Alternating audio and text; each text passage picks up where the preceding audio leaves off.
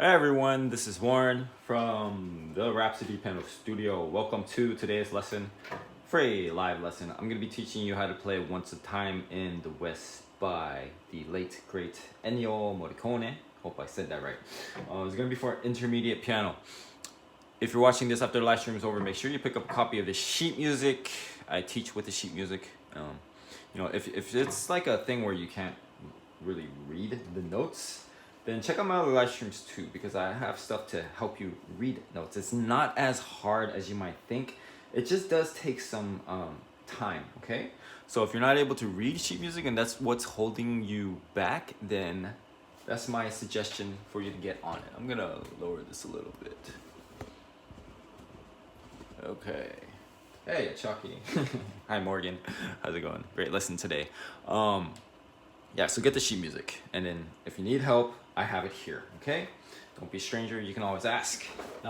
Before we start, like I said, if it's your first time here, make sure you hit the subscribe button and notification bell as well to catch the schedule of these lessons and tutorials when they come out. Okay, I'm gonna show you how to practice not only Once a Time in the West, but the process that I use for pretty much any song at pretty much any level. Okay. Yes, you gotta protect the cookies.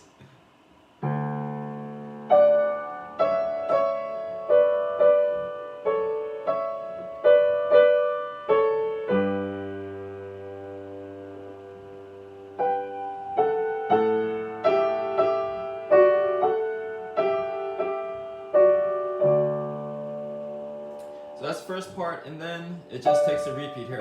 So we just look at that first section, really look at the left hand. That's all you need to play, and when you're practicing it, if you do hands separate, like I'm showing you here, don't really count that. You're just gonna sit here and count it. It's a bit of a waste of time, so you don't always have to be literal with your practice. So look for ways to save time, and to do that, I would just go through this pattern, just as many times as you need to until it becomes basically automatic. Okay, now in the right hand, we have this theme. It's basically, these are what you call thirds, alright? So one note, or not note, there's a key in between that you're not gonna play. It's also a good idea to learn your intervals, okay? So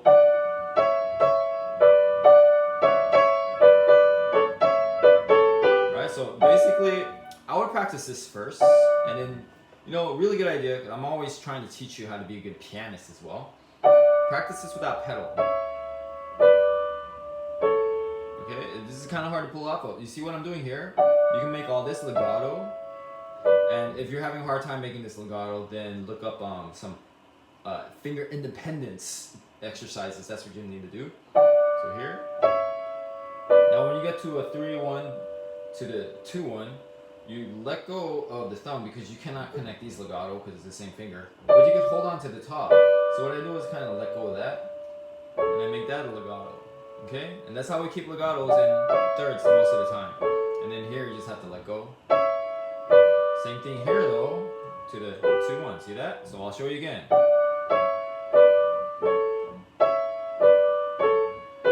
That's what I would practice first if I were you. Then when you get good at that, you go back to the rhythm. A little bit of pedal is good. But you see, that way you don't really overly depend on the pedal, which is something you should never do. Next part here. Okay, see this interval? 1, 2, 3, 4, 5, 6. This is what you call a sixth. That's what I would practice. These you can't really make legato. So what you're basically doing here is practicing the most basic pattern. So when you get good at that, then when you go back to the rhythm,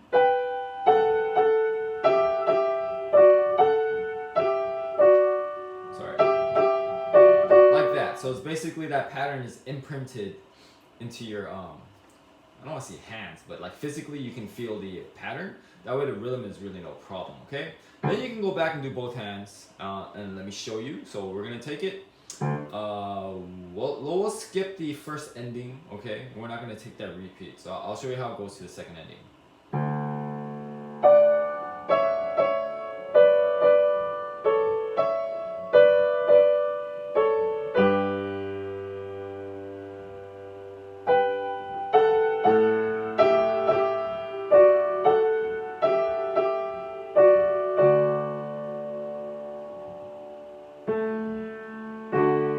Actual theme starts. So try that with me together.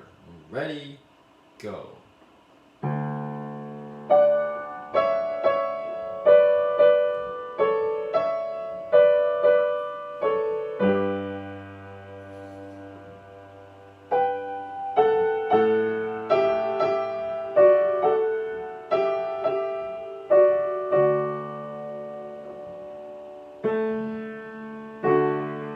Then you notice I'm stopping one beat, one note into the next little chunk, right? So we're gonna call this process small chunking.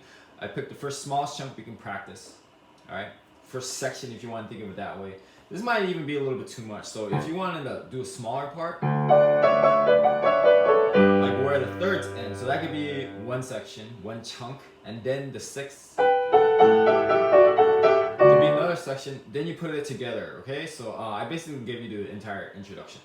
All right. So some practical ways of practicing. Make sure you use a metronome. When you listen to, even I didn't really listen to this song so much. I'm not familiar with a lot of his musical pieces, so I did a little bit of listening to it. And when he's the thing, I don't think they're really counting it precisely. It's a bit free. You play with a little bit of freedom. Even if it's counted precisely in the song or whatever, like when you play it on piano, to me, it doesn't sound like it should be completely rhythmic. But you need to know how the rhythm goes. So you need to practice with the metronome to see how the rhythm is. Then you can kind of play around and stretch the rhythm and be a little bit more free. Okay? All right, so now we go to the next section. There is a time change, okay? So in the beginning, we have 6/8, which means 6/8 notes per measure. Now we have 4/4, which is 4 quarter notes. So basically going from 6, I don't want to say 6 beats, but if you count 1, 2, 3, 4, 5, 6, but you really feel it in 2, like 1, 2, right? So 1, 2, 3, 1, 2, 1, 2. So although there are 6/8 notes here, you're really gonna feel it in 2, and you also adjust the metronome in that. Now we get to the next part, we're counting in 4. So another reason you need to practice with the metronome, because you need to feel that beat change there, okay? Here's the next part, the next chunk that I'm gonna give you. I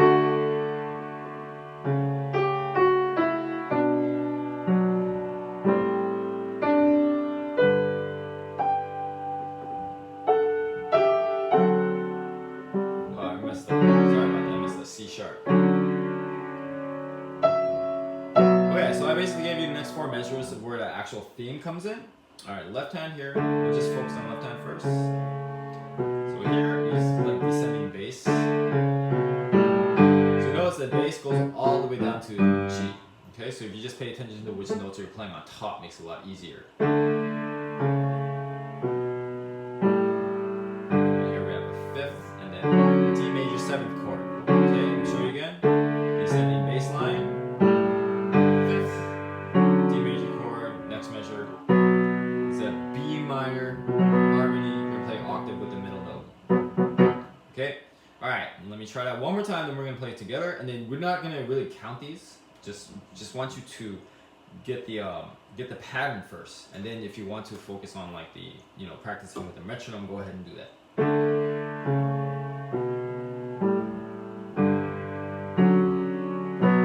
Okay, let's try that together. Ready, go.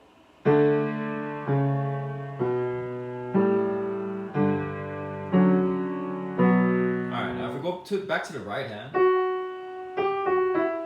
forgot to mention, this note you're going to take with your left hand.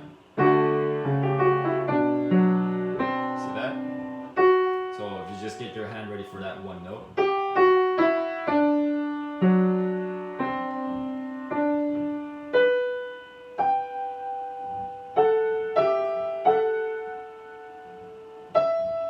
Now, if you look at that measure with the triplets, but they are in quarter beats or quarter note triplets, right? What's hard about this It's because the first beat is tied. So you don't play that first note. It makes it incredibly difficult to pull that off. So anytime I see a tie, especially when I'm teaching my students, I just tell them to take the tie out. It's a lot easier. See that? And then you do that a few times. Then when you put the tie back in, that sort of impression, right? The imprint is still there, so you feel it a lot easier. So that's how I would practice that part. Make sure you do it without the tie first, okay? All right, now let me show you one more time, then we're gonna try it together. Remember, we're gonna play the F sharp.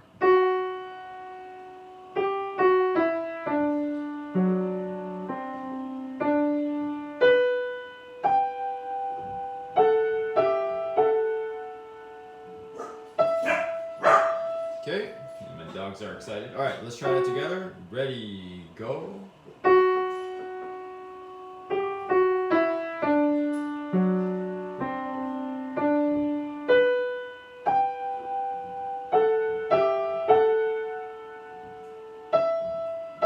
Okay, then we just go back to both hands.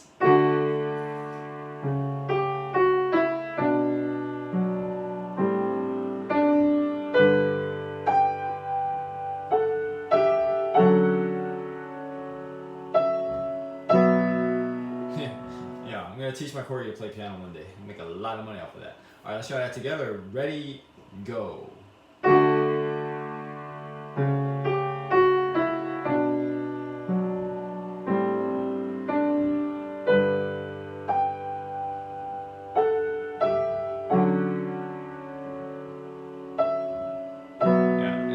Take it a lot slower than that. I'm probably going a little bit too fast, to be frank with you.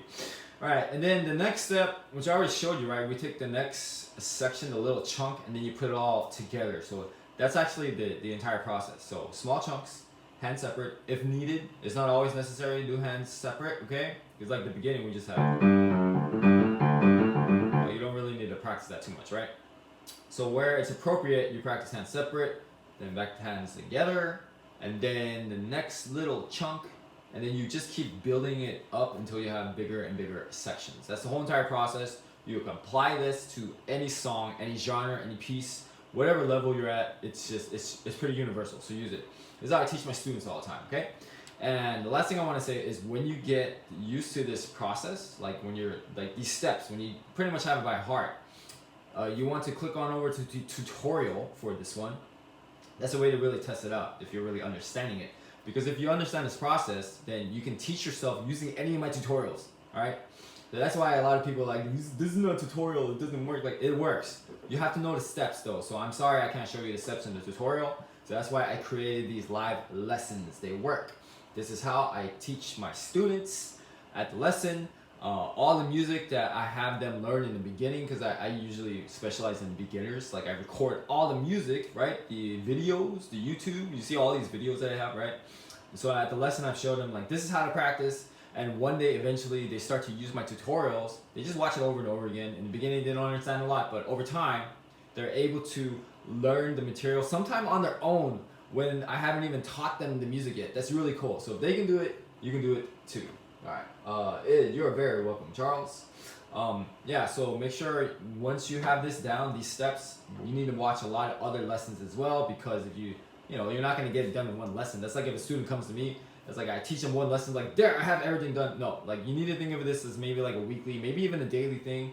Keep watching a lot of these lessons. You can watch this one over and over again if you want. The steps are the same. Make sure you memorize this process, and then you can use any of my tutorials. And all the lessons that I have a companion tutorial along with it. Every lesson that I teach is from a tutorial. This one was recorded last week, okay? All right, so that's all I have to say about that. It's highly effective. Make sure you check that out. And if you enjoyed that little spiel, if you're learning a lot from this lesson, hit that like button. It really does help me out. And share this video with people who would love to play it after this lesson is over. Okay, here's the next part.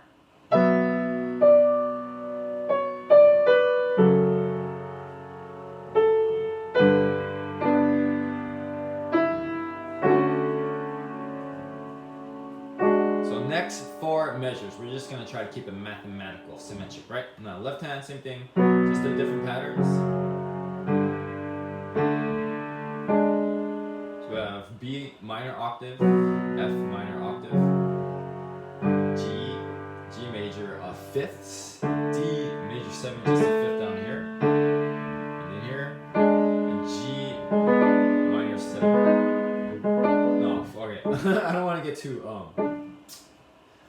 analytical with you guys, but the G, this is a G sharp minor 7th with a flat fifth. Okay, anyway, this arrangement has all the harmony above it, so if you want to get started on harmonic analysis, this is a good arrangement to pick up. Alright, let me show you one more time.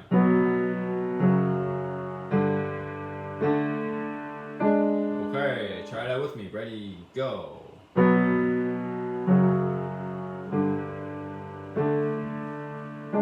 Alright, back to the right hand.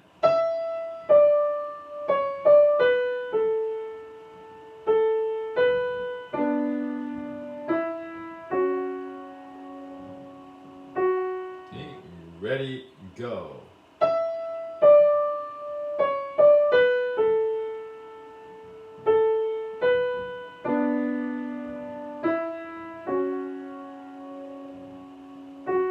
Back to both hands.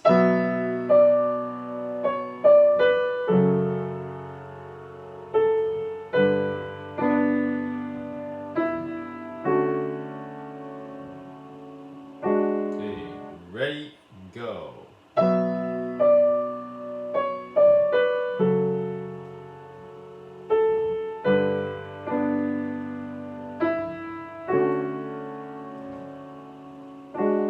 Okay, then we're gonna go back and put this whole theme together from.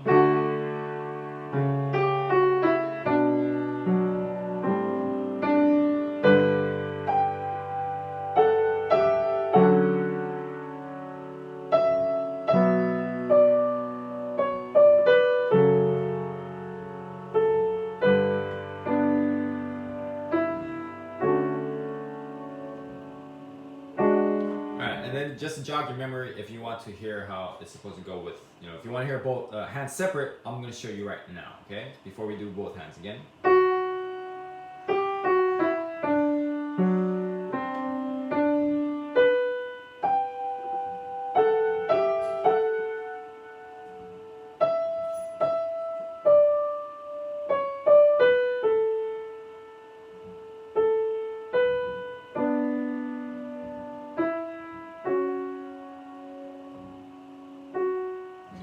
Left hand, we're not really going to count these, just going through the different positions as quickly as possible, as comfortably as possible.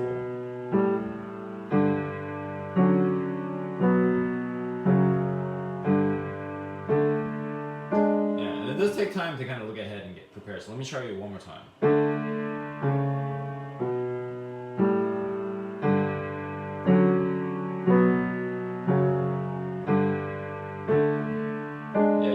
You save a lot of time. Okay, back to both hands.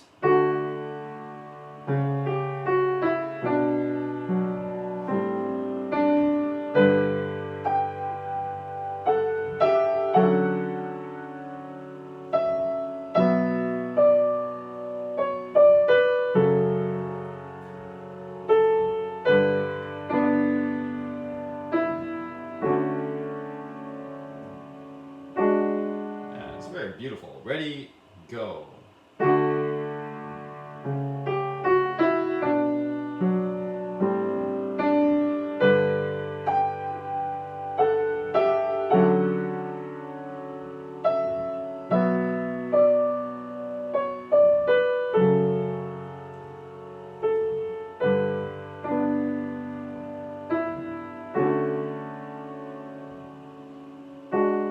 Okay, now I'm gonna give you some longer sections to kind of challenge you, and also to give you a target to aim for. So when you get comfortable doing like small parts at a time, whatever section you're at, try to stretch your capabilities. Do longer sections, and then that way you're improving, and you can possibly move on to like a harder level piece or even level in general. I will see you later. Talking, my friend. Thanks for checking this out. Okay.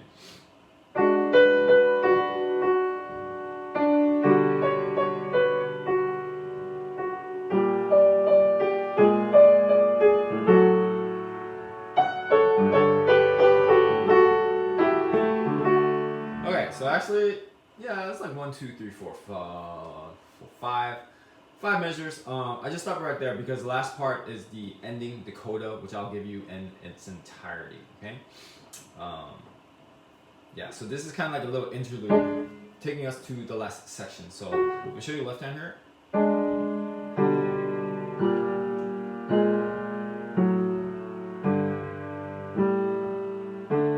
Going through those different harmonies as fast as possible. So we have G sharp, minor 7th, flat 5th. This is a first inversion, G major. Same thing here, G minor, B flat 7. This is a D major chord with the A as the root. G major, and here it looks like an A7. Back to D major. Okay, for all your harmonic buffs. So let me show you one more time.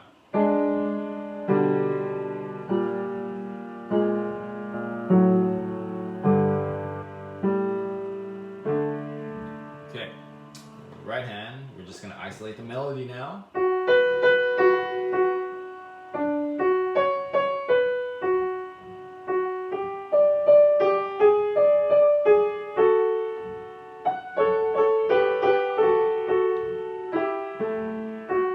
And careful here, we have 3 beats. He switches to 3 real quick before going back to 4. 1, 2, 3, and then 1, 2, 3, slow it down, 4. Okay, so let's try that together. Ready, go.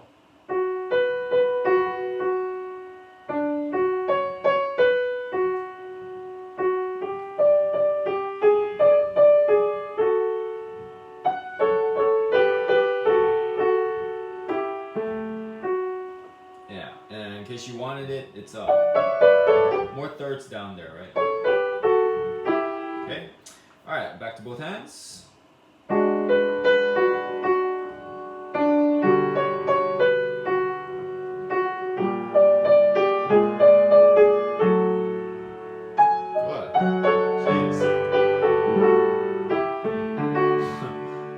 Slip right there. Okay, let's try it together. Ready, go.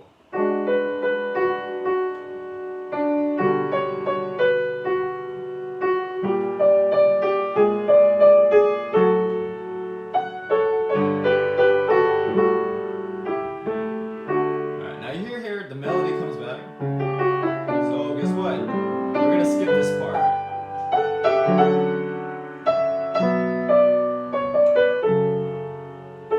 This line right here, last 3 measures are the only part that are different. So you just kind of skip this whole part and then just practice the last 4 measures. Sorry, the last 4 measures. A little concept to help you. And it's also why you do small sections at a time, because sometimes these sections repeat. And if you're just practicing the whole thing, you won't notice when it repeats and you will waste your time. So remember, when you're practicing, you want to practice what is different. You want to skip what is the same. Okay? So here are the last 4 measures. And then we're out of here.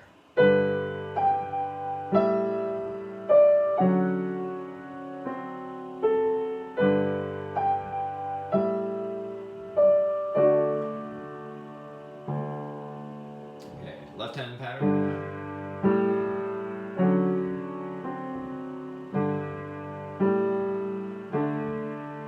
Okay, so we're going from G major, A7, D major 7th, and then this is going down to D regular 7th, G major, A7, D major. Let me play it again for you.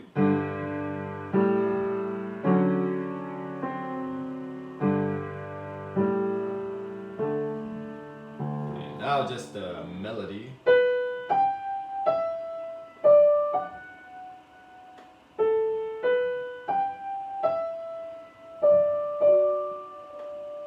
Ready, go.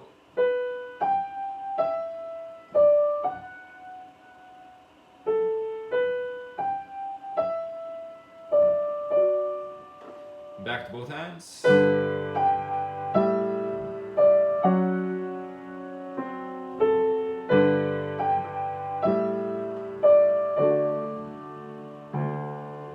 Ready, go.